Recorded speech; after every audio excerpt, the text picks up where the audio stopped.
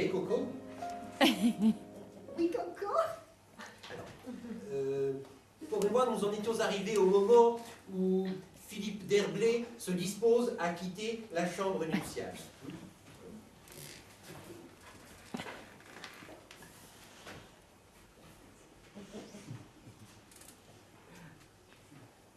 Vous venez en un instant de détruire tout mon bonheur, dit Philippe, d'une voix émue. Et je pleure, madame, je pleure. Oh mon Dieu, comme c'est joli ce maître des forges. Oh, et comme c'est bien écrit. Voilà 71 fois que je le relis, et c'est toujours avec la même admiration. Je poursuis.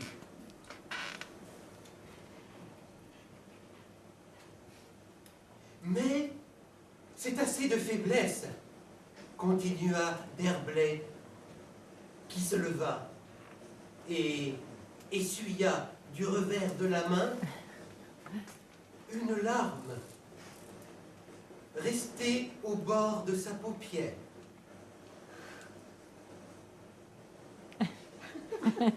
Vous parliez tout à l'heure de me payer votre liberté. Eh bien, je vous la donne pour rien.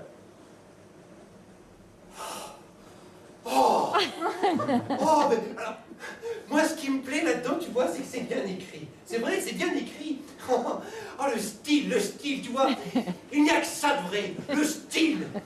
Et tu comprendras quand tu seras familiarisé avec la grande littérature. Tu verras, tu verras. Je poursuis.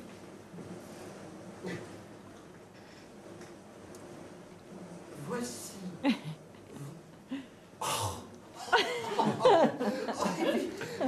Tu verras la fin est encore plus chic. Alors, voici votre appartement. Voici le mien. Oh, mais quand on songe qu'il y a des gens qui n'apprécient pas Georges Honnet, tout de même, comment peut-on, communiste, parce que c'est ça loin, quand même, comment peut-on, Georges Honnet, tout de même. Tu es agaçant avec tes interventions continuelles. Excusez-moi, cher ami, c'est l'enthousiasme qui me les arrache. Excuse-moi, je reprends.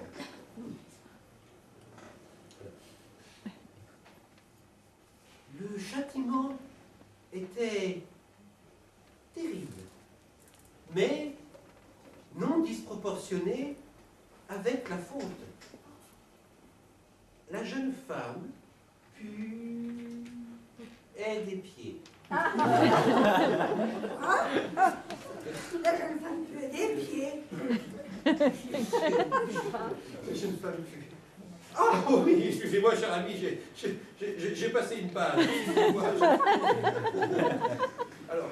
Oui, donc, pour toi. Oui. Rétablissons. Alors, oui, la jeune femme punie. Oui, punie, cher ami. La jeune femme punie dans ce qu'elle avait de plus sensible, son orgueil. Oh, à la bonne heure. Mais tout de même, mais quelle connaissance du cœur humain! Tu trouves pas?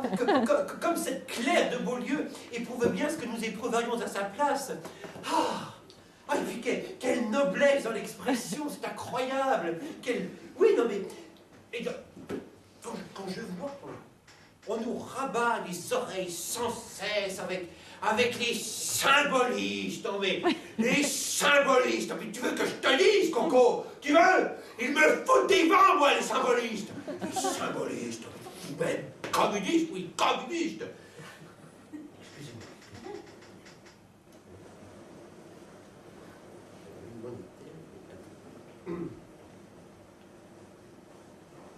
Alors, je ne sais plus ce qui s'est passé en moi, expliquait Claire à la baronne de Préfond, qui l'écoutait avec une attention extrême.